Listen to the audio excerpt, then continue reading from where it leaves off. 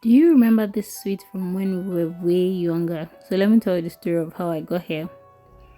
So, if you've been following my stories on social media, you would know that I have a thing for waxing.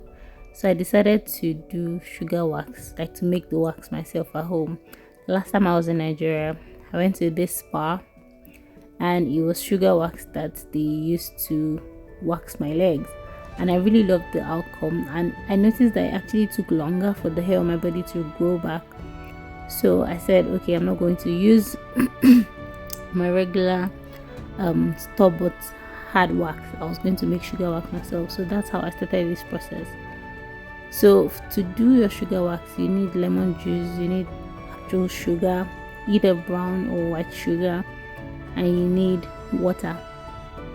You're basically supposed to just mix all of this together. The first mistake that I made was that my measurements were wrong. I was supposed to have more than 1 cup of sugar. So halfway through stirring it, like stirring the mixture on fire, I realized that I had made a mistake. So I added it, and then I kept going. It took longer than I expected for it to start solidifying or turning into the syrup. I don't know. But anyway, guys, this is what happened. So this video is supposed to be a video of me making sugar wax at home and waxing and using it to wax.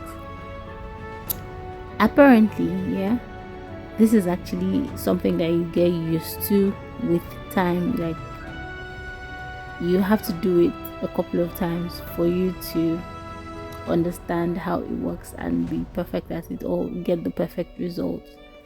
But anyway, just watch.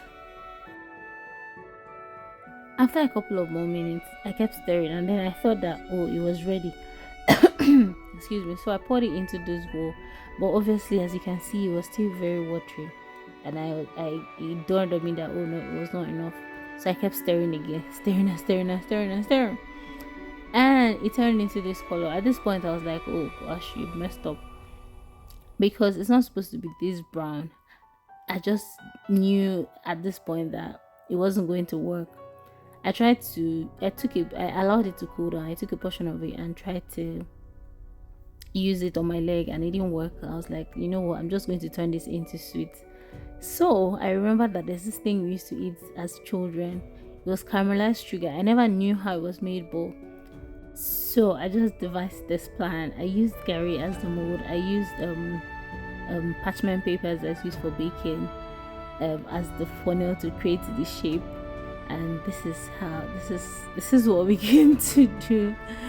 You guys, does this ring any bell? Do you know what this thing is? Do you remember eating it as a child? I consoled myself by saying that, oh, this is a healthier version because it had lemon in it. I mean, I know this is a lot of sugar to leak, but the reason why I used Gary was supposed to hold it. I imagine that maybe they used to put it in sand.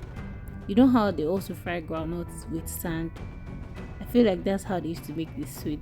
So this is what it came to. What do you think?